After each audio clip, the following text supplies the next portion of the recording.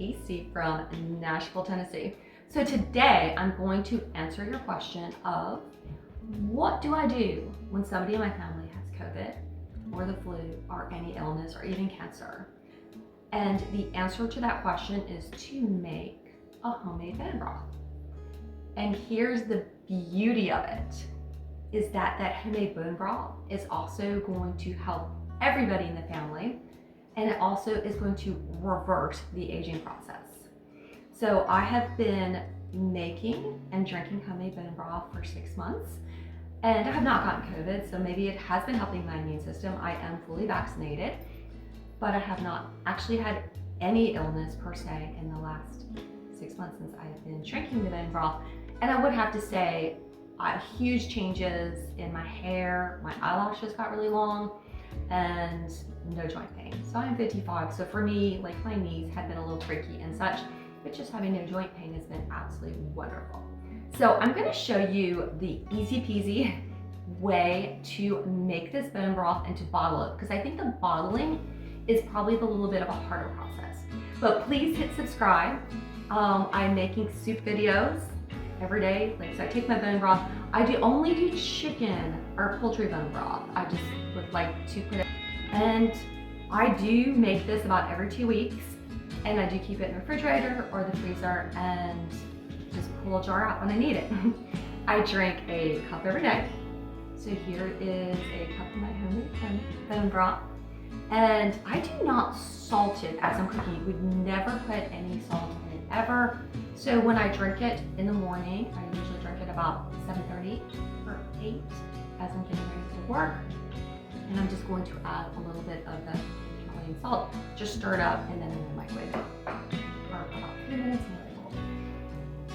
So anyhow, you can also make it into a soup. But to make the bone broth, is you're going to need a large crock pot, the 12-quart crock pot, and you are going to put in 8 to 10 drumsticks, so 8 to 10, or you may use a whole chicken carcass. I would definitely recommend roasting the chicken first, and there is a link below for an amazing roasted chicken.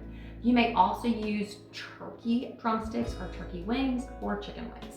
I think the bigger the bone, the better, because you're gonna get more collagen, because remember, bone broth is 90% collagen. So I do put collagen in my keto coffee, but I'm getting way more out of this bone broth than I'm ever gonna get out of a collagen coffee. So just remember that. And also remember that 80% of your immune system is in your gut. And so when you drink this bone broth, you're just gonna notice an immediate difference in how you feel, but also your immune system is gonna be so much stronger. So people have been drinking bone broth for 4,000 years, and so in America, we don't do that. We eat all this processed food, and that's why we're dying at record numbers, because of the rates of inflammation and just not eating a diet that's healthy, proper for the human body. So anywho, for your bone broth, so you're gonna add your poultry into a large crock pot, and then you take a stalk of celery and just wash really thoroughly, and you're just going to chop it up. The only thing I don't include is the ends, but you want to include all the green. So just include everything. Then I do about 6 to 8 whole carrots. You do not need to peel them, just scrub them really well, and you want to cut them into about 2-inch slices and just cut off the ends. We definitely want to include onions and garlic because they are prebiotics. So this whole prebiotics is just, again, gonna really help your immune system. So you don't have to peel your garlic. I'm just gonna do about 10 cloves. And then I just do 1 to 2 onions, and I peeled them just because they seemed a little dirty, and I just quartered them.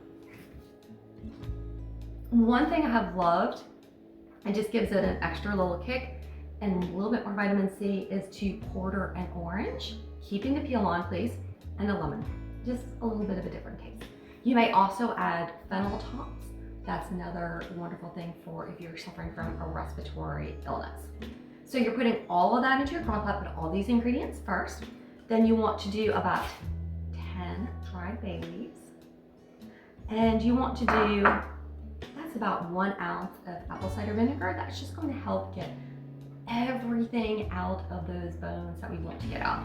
Because when you're looking at your homemade bone broth, again, it's 90% collagen, which is just absolutely amazing, but it's also full of glucosamine and amino acids, and it's just the perfect form of protein, liquid gold for your body. So these are fresh herbs. There's some fresh oregano. You can just throw it all in there. You don't need to remove the stems. There is some, it's kind of hard to see, I'm gonna pull that out a little bit, some fresh thyme. Again, you don't have to remove the stems because I'm gonna show you, you're gonna drain everything. And there's also some rosemary in there too. Alrighty. So once you get all of that into your crock pot, of course you're going to want to just like turn it on high to get it started. And you're going to use filtered water. Please do not use tap water. This is filtered water, and you're just going to fill it to the top with your filtered water. And then just get it on high so it just kind of warm it up a little bit. Go ahead and get that warmed up.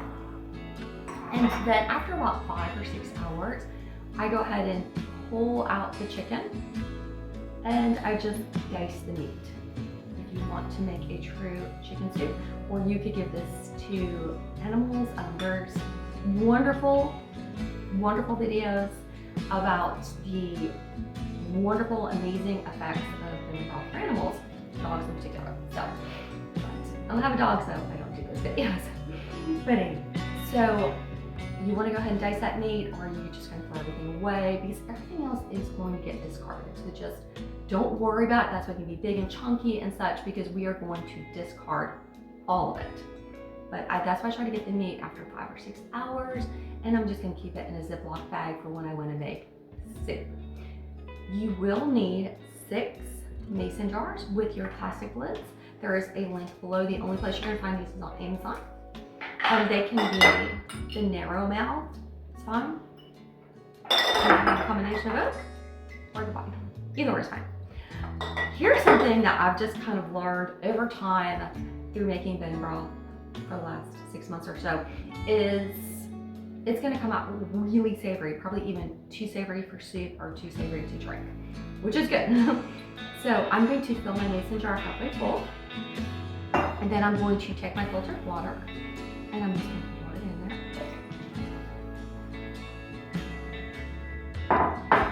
And this is a narrow guys. And voila, you have soup. So I have found, you shake it before you put it into your saucepan, and there's going to be many recipes, but subscribe. So I'm going to show you how you actually get it out of the crock pot the easiest way, because I have definitely not done it the such easy way. And I'm going to show you how to do it the easiest way to get it into your jars, and then you're just going to keep those jars in your fridge and just pull them out as needed. I mean, I keep them in my refrigerator for a little over a week already. So I'm going to show you what I have found to be the easiest way to bottle it, because the bottling, I think, is the tricky part and why people get intimidated about making bone broth. Because throwing some chicken bones and some celery or whatever you have available into a crock pot and topping with water, easy peasy. So easy. You definitely want to make sure that you simmer it for a minimum of 24 hours. 24 to 48 is kind of what's recommended to get all of the nutrients. Because remember, bone broth is 90% collagen. So you want to see your wrinkles go away, your joint pain go away, and digestive issues, which I can attest to that for myself personally, that all of those things have gone away. So anyhow, it's going to end up looking like that. And you are going to need filtered water. So I like to get 6 jars. So once I've had my 6 jars, then I'm pretty good. So what I have found is you're going to need a red, because any color colander. So, but you're going to want to put some cheesecloth in there to make that sure that you're straining everything out. And then put it over a smaller bowl that has a lip, and there's a link below on Amazon. Please order these bowls and support my channel. Absolutely love you guys and so thankful for all of my supporters. Now I'm just gonna pour this gunk out, just make sure that my cheesecloth is kind of lining it there, and just pouring it into the bowl with the ladle. And just a small little note as I'm doing this is that what you have left in the cheesecloth, you're of course going to put into your garbage can. It's a little wet. Do not keep it in your garbage can overnight. It will definitely leak through. And of course, it would be very appealing to wild animals. I'm in Tennessee, and I'm in Nashville, so we don't have too many bears, but when I lived in the mountain, you wouldn't want to throw this stuff out in the woods because you would have raccoons and possums and maybe even a bear or two in your backyard if you were to do that. So I went ahead and I've just strained that. Now the bowl is about halfway full, and I'm just going to put this over here for the moment. And then I am going to pour it into my jars. So you gotta have mason jars. We know the dangers of plastic, so please use glass mason jars.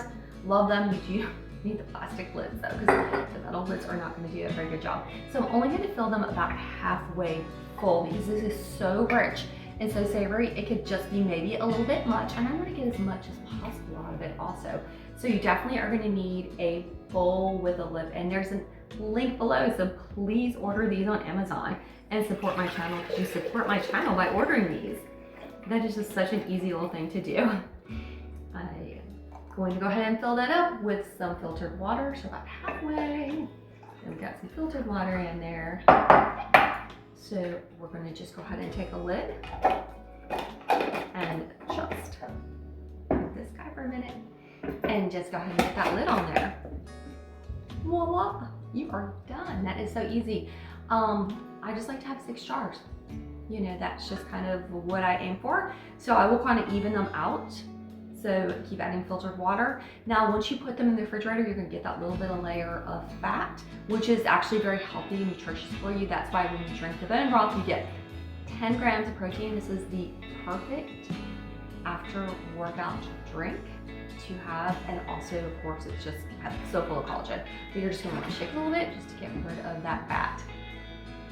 So please stay safe in this season, and I hope this helps you. And next I'm going to show you how to make a wonderful, delicious soup out of your bone broth. You're just going to take it out of your fridge in those 4 jars and make amazing soup.